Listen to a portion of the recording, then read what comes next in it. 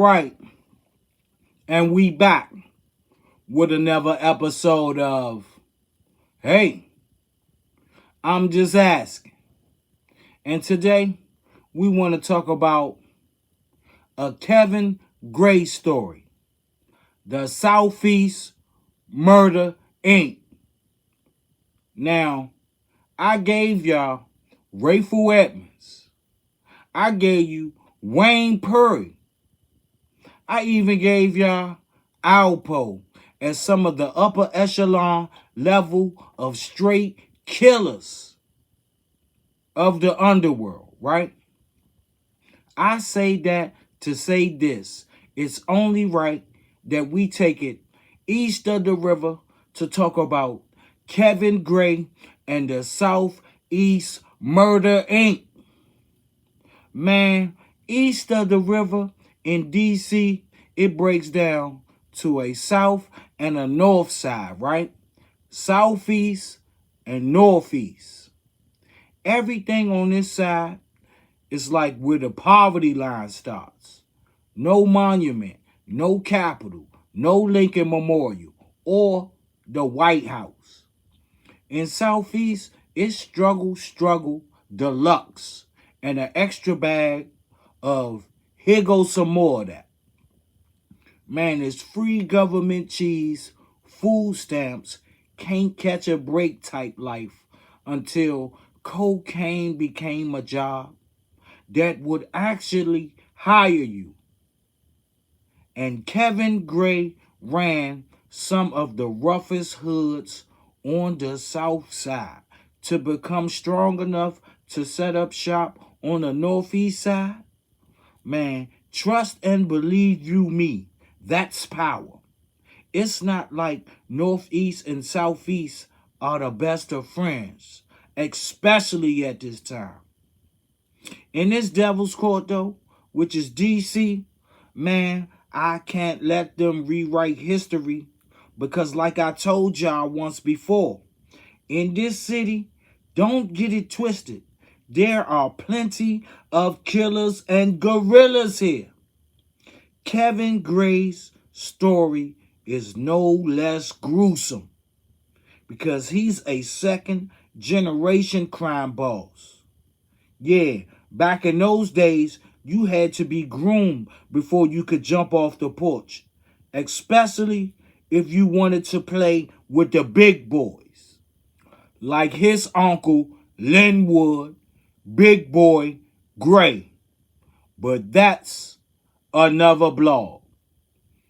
With power in D.C., in Southeast, and Northeast, where it's untamed, man, Kevin Gray was outside like, who want what? And nigga, you will die if you play with me. Somebody gonna get touched. Man, just to show that it's serious. Even on accident.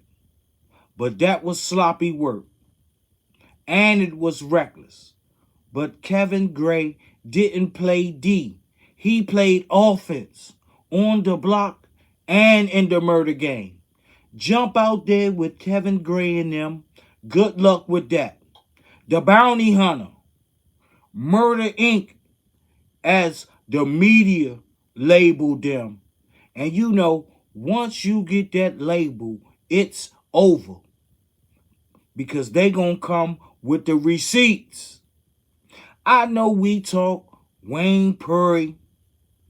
Yeah, WP when it comes to the murder game. Man, Kevin Gray moved more in silence and put a bag on your head. Is he known for putting in that work, though? Man, listen, to get to that status of money and power in the roughest part of the city, you have to put in work. And it's alleged that Kevin Gray was the shooter in 5 murders and arranged hits in 10 other slayings. Man, at the age of 28, Kevin Gray was compared to the mob boss John Gotti.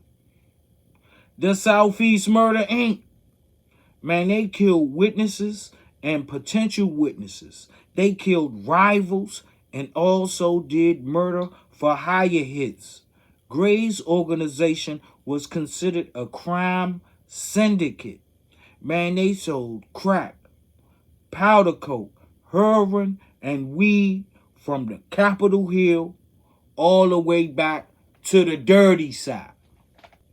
The Southeast Murder Inc.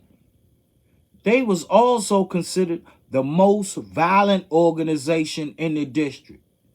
Kevin Gray was labeled as a ruthless killer, the boogeyman, who would murder anyone he felt that was a threat.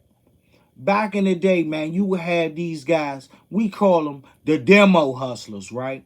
They sold fake drugs called demos or demolims. Hey, not on Kevin Gray's watch. That would get you a fresh body bag or a hands and feet special beatdown. This group didn't have a problem committing murders. Even in broad daylight, they would catch victims by surprise on street corners, barber shops, and gas stations. In total, his crew was accused of killing over 31 people and attempted to kill about a dozen others. Before being arrested, man, Kevin Gray bullied the bullies and killed the killers. Ray Cobb, another notorious DC legend, was killed at a beauty salon from a 40 cal shot to the head by one of Gray's hitmen. But hey, that's another blog. Man, go do your research on Roy Cobb. Now, they say Wayne Perry and Al Poe was like Mike and Scotty of the murder game, right? I say Kevin Gray and Rodney Moore made the history books in D.C. with the convictions of their body counts. Man, Kevin Gray was convicted for 19 bodies. No one else has this title in D.C. Rodney Moore was convicted for 10. Why? Ow. Murder Inc. had serial killers up and down their roster. Rayful Edmond is linked in with most stories about DC legends in the mid 80s and the early 90s. Just because he was the king.